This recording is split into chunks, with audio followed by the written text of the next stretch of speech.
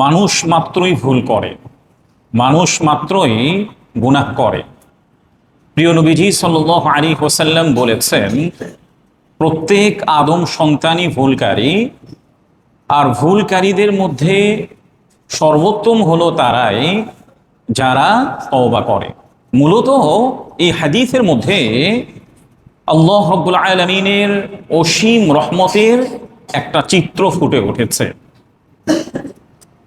যে তিনি আমাদেরকে শুধু গুনাহের শাস্তি আমাদের জন্য রাখেননি, বরং ক্ষমা পাওয়ার অসংখ্য পথও আমাদের জন্য খুলে রেখেছেন, উন্মুক্ত রেখেছেন।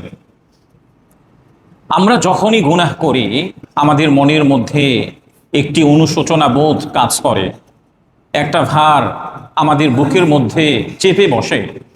মনে হয় এত গুনাহ নিয়ে আল্লাহ তাআলার সামনে কিভাবে দাঁড়াবো। কিন্তু অবাক করা বিষয় হচ্ছে, আল্লাহ রাব্বুল আলামিন আমাদেরকে তিনি নিজেই আশ্বস্ত করেছেন।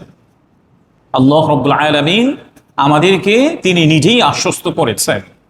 সূরাতুন নিসার 110 নম্বর আয়াতের মধ্যে বলেছেন, যারা মন্দ কাজ করে এবং নিজের প্রতি জুলুম করে, সে যখন আল্লাহ তাআলার কাছে ক্ষমা প্রার্থনা করে, সে আল্লাহ তাআলাকে ক্ষমাশীল এবং পরম দয়ালু হিসাবে পাবে।